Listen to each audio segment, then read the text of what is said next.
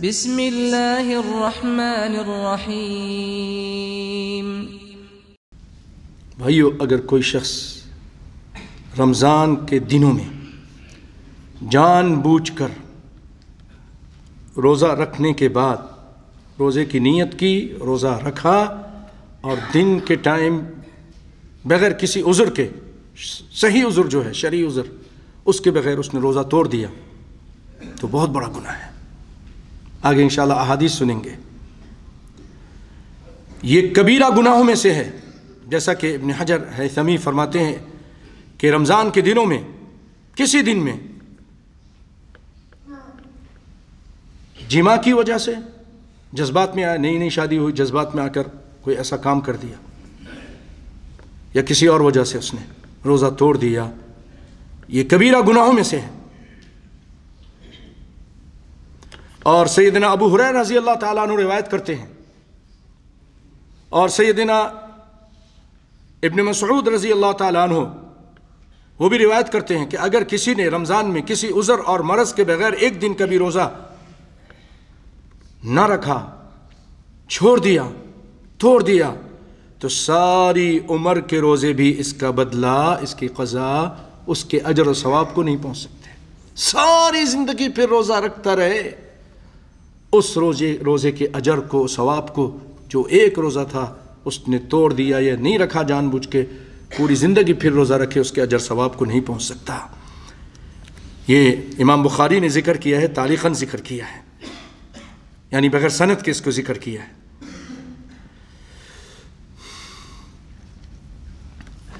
اسی طرح سیدنا ابو امامہ الباہلی رضی اللہ تعالی عنہ روایت کرتے ہیں کہ کائنات کے امام صلی اللہ علیہ وسلم نے فرمایا، بینما انا نائم اتانی رجلان فاخذا بضبعی فاتیا بی جبلا وعرا، کہ میں سویا ہوا تھا، کائنات کے امام صلی اللہ علیہ وسلم اس طرح سوتے تھے، غور سے سنیے، کہ آپ کی آنکھیں سوتی تھیں، آرام کرتی تھیں، دل جاگتا تھا، دل جاگتا تھا۔ یہ ایک خاص اللہ کی طرف سے آپ کے لیے ایک نعمت تھی، آپ کا دل جاگتا تھا، آپ کی آنکھیں سوتی تھیں۔ انسان ہے نا، نیند چاہیے، تو نیند کے لیے تو نبی صلی اللہ علیہ وسلم نے خواب میں دیکھا،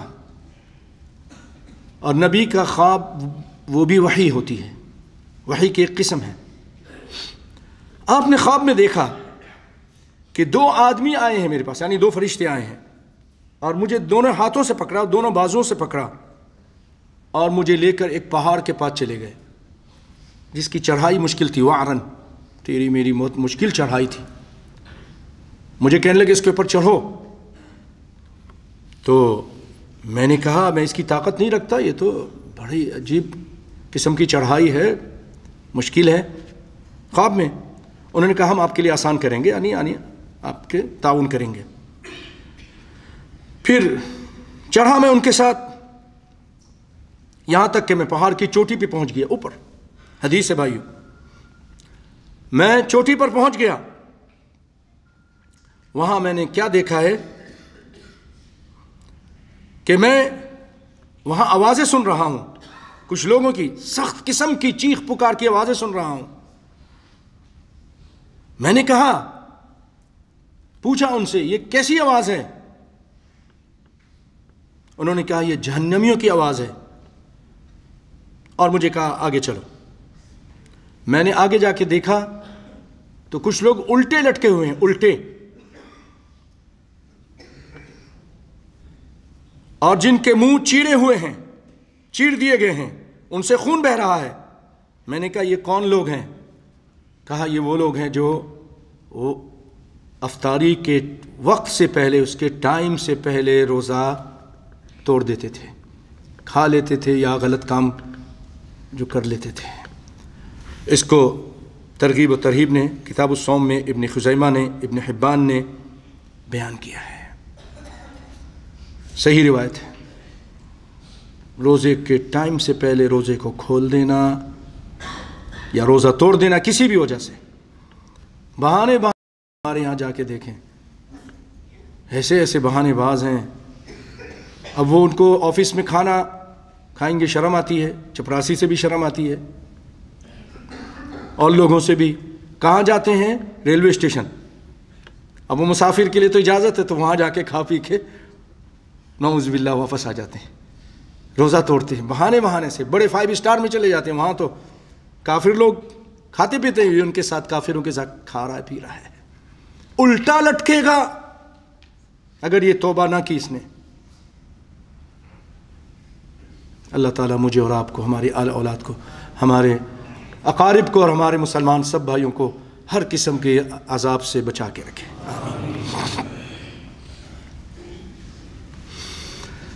بھائیو، جس کو رمضان مل جائے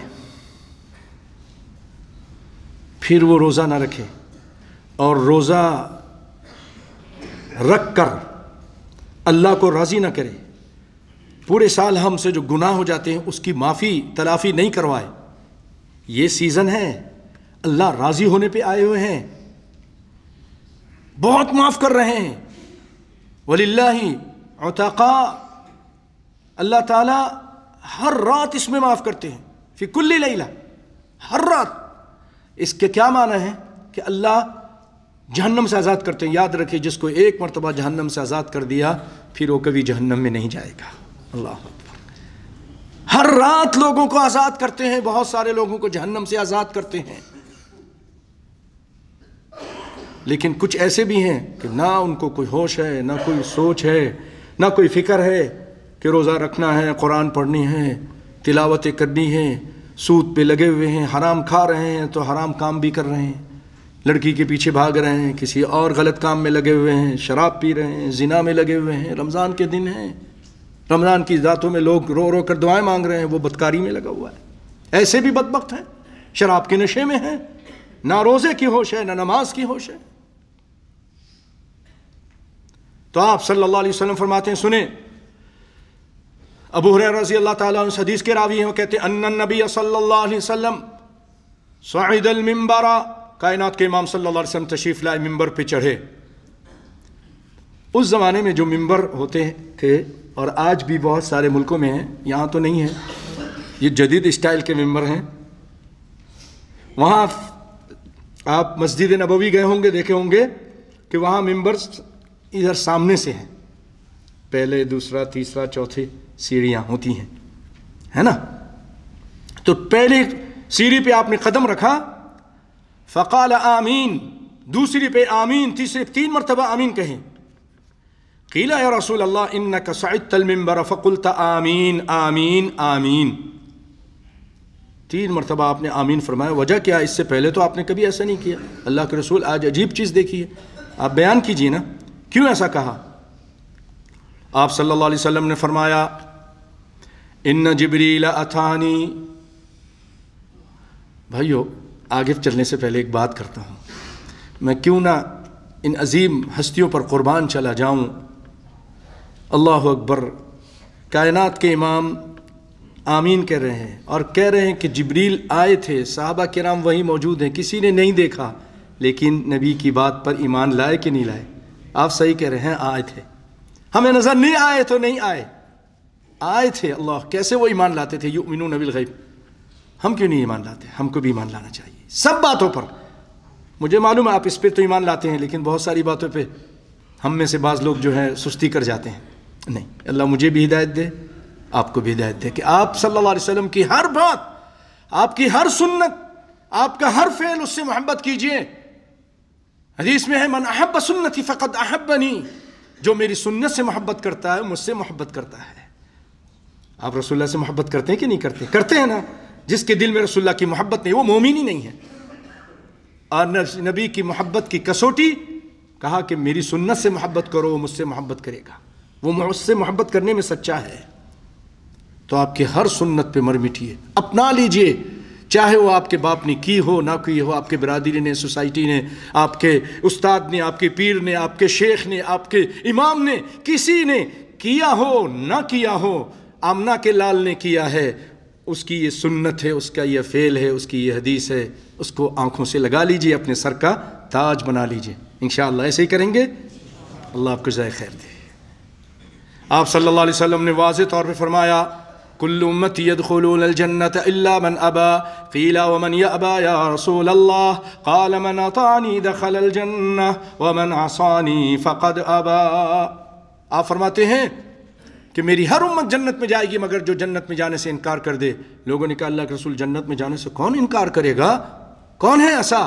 آپ نے فرمایا من اطاعنی دخل الجنہ، جو میری اطاعت کرے گا وہ تو جنت میں جائے گا، اور جو میری اطاعت نہیں کرے گا وہ جنت میں جانے سے انکار کرتا ہے۔ تو انشاءاللہ العزیز ہم رسول اللہ صلی اللہ علیہ وسلم کی ہر معاملے میں اطاعت کریں گے انشاءاللہ العزیز، جس کی ہماری طاقت ہوگی۔ تو کہا جبریل آئے تھے اور کہا من ادرک شہر رمضان فلم یغفر لہ فدخل النار فأبعدہ اللہ قل آمین فقلت آمین۔ جبریل علیہ السلام آ کر کہنے لگے کہ جس کو رمضان مل گیا، ایک روایت میں من ادرک رمضان فلم یغفر لہ، کہ جس کو رمضان مل گیا پھر اس کی بخشش نہیں ہوئی، اللہ کی رحمت سے دور ہو، اللہ کی رحمت سے دور ہو وہ آدمی۔ رمضان میں اس نے محنت نہیں کی، روزہ نہیں رکھے، رمضان میں رات کو قیام بھی نہیں کیا، اللہ کو راضی کرنے کی کوشش نہیں کی، دعائیں مانگ کر، گناہوں سے بچ کر، اچھے کام کر کے، یہ شخص جبریل کہہ رہے ہیں کہ اے اللہ یہ تیری رحمت سے دور ہو۔ اے محمد مصطفیٰ صلی اللہ علیہ وسلم آپ آمین کہیں، آپ کہتے ہیں آمین، اے اللہ دعا کو رحمت للعالمین ہے، لیکن اس بدبخت کے لیے آپ بد دعا کر رہے ہیں، جبریل بد دعا کر رہے ہیں، رسول اللہ اس میں شریک ہو رہے ہیں اور کہہ رہے ہیں آمین، اے اللہ یہ دعا قبول فرما لیں۔ بات سمجھ میں آئی ہے کہ یہ اللہ کی رحمت سے دور، جبریل بھی اس کے لیے بد دعا کرتے ہیں، محمد مصطفیٰ بھی اس کے لیے اس دعا پر آمین کہتے ہیں، اس بد دعا پر، حالانکہ آپ رحمت للعالمین ہیں۔ تو کوئی کام نہیں آئے گا بھئی آپ کے،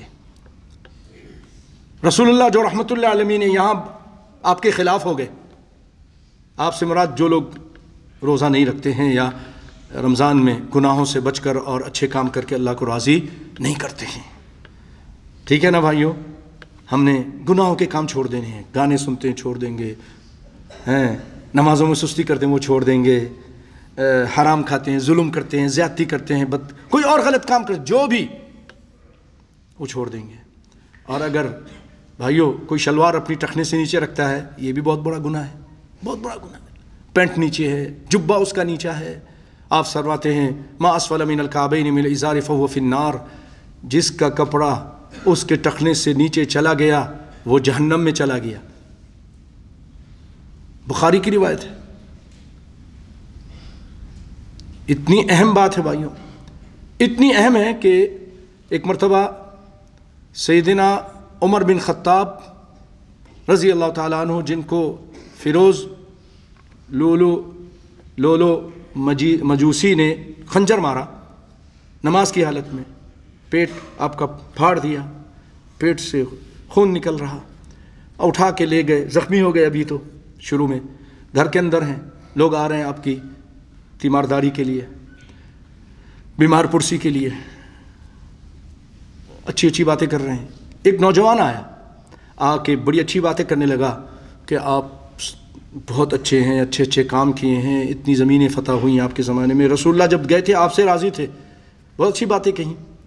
جب وہ پلٹ کے جانے لگا تو آپ نے کیا دیکھا کہ اس کی شلوار یا اس کا جو جبہ تھا یا جو قمیص تھی وہ ٹخنے سے نیچے تھی۔ آپ نے فرمایا یا ابن اخی، اے میرے بھائی کے بیٹے، سمعت رسول اللہ صلی اللہ علیہ وسلم، میں رسول اللہ صلی اللہ علیہ وسلم سے سنا ہے، اس حالت میں بھی تبلیغ کر رہے ہیں، حالانکہ زخمی ہیں، جان کنی کچھ دنوں بعد فوت ہو رہے ہیں، جو کھاتے ہیں نکل جاتا ہے، اس زمانے میں تو نہیں تھے اتنے بڑے بڑے آپریشن، جو کھاتے تھے دودھ دیا جاتا، دودھ پیٹ سے نکل جاتا تھا، یہ حالت تھی، لیکن اس حالت میں بھی تبلیغ کی، اور یہ مسئلہ اتنا اہم تھا کہ اس کو سمجھا دیا کہ میرے بھائی کے بیٹے بات سنو، رسول اللہ صلی اللہ علیہ وسلم فرماتے ہیں کہ ما اسفل من الکعبین من الازار فهو فی النار، جس کا کپڑا نیچے چلا گیا وہ جہنم میں چلا گیا۔ بعض لوگ کہتے ہیں نہیں تکبر کے ساتھ رکھنا جائز نہیں ہے، بغیر تکبر کے نیچے رکھ سکتے ہیں۔ اچھا، بغیر تکبر کے نیچے رکھ سکتے ہیں۔ بھائیو تکبر کیا کہتے ہیں؟ اس کا معنی آپ نے کبھی غور کیا؟ بطر الحق وغمت الناس، حق کو رد کر دینا، حق کو رد کر دینا۔ حق، نبی کی حدیث حق ہے کہ نہیں؟ قرآن حق ہے، رسول اللہ کا فرمان حق ہے، آپ اس کو رد کر دیتے ہیں، یہی تکبر ہے۔ اور دوسری بات سنیے، خود آپ صلی اللہ علیہ وسلم کی ایک روایت ہے، ابو داؤد کے اندر ہے، کہ کائنات کے امام صلی اللہ علیہ وسلم نے فرمایا کہ ایاک والاسبال فانہ من المخیلہ، اے میرے صحابی دیکھو کپڑے کو نیچے رکھنے سے، یعنی ٹخنے سے نیچے رکھنے سے بچتے رہنا، کیونکہ یہی تکبر ہے۔ ان کی زبانیں اس حدیث سے بند ہو جاتی ہیں کہ جو یہ کہتے ہیں کہ جی تکبر، دل میں تکبر ہو پھر نیچے رکھے تو گناہ ہے، لیکن بغیر تکبر کے ہم رکھتے ہیں، ہمارے دل میں تکبر نہیں ہے۔ آپ فرماتے ہیں نیچے رکھنا ہی تکبر ہے۔ بات سمجھ میں آئی؟ نیچے رکھنا ہی تکبر ہے۔ تو کچھ داڑھی کاٹ رہے ہیں، رمضان میں بھی کاٹ رہے ہیں، تھوڑا کوشش کرو بھائیو، اللہ کو راضی کرو، اللہ کو راضی کرنے کی کوشش، ہر کام میں کوشش کرو، اللہ تعالیٰ مجھ سے بھی راضی ہو جائے، آپ سے بھی راضی ہو جائے۔ میں اس حدیث کو مکمل کر کے اپنی بات کو ختم کرتا ہوں کہ آپ صلی اللہ علیہ وسلم نے اس میں یہ بھی فرمایا، جبریل علیہ السلام نے یہ بھی فرمایا کہ جو اپنے ماں باپ کو دیکھے بڑھاپے میں اور پھر ان کی خدمت کر کے اللہ کو راضی نہیں کرتا، وہ بھی اللہ کی رحمت سے دور ہو جائے، وہ بھی اللہ کی رحمت سے دور ہو جائے۔ اور من ذکرت عندہ، اے کائنات کے امام جس کے سامنے آپ کا ذکر ہو، یعنی محمد مصطفیٰ صلی اللہ علیہ وسلم کا ذکر کیا جائے اور وہ آپ پر درود نہ پڑھے، صلی اللہ علیہ وسلم نہ کہے، وہ بھی رحمت کے، اللہ کی رحمت سے دور ہو۔ آپ نے فرمایا آمین۔ یہ تین چیزیں اس جگہ منبر پہ جبریل علیہ السلام نے آ کے کہیں اور رسول اللہ صلی اللہ علیہ وسلم نے آمین کہی۔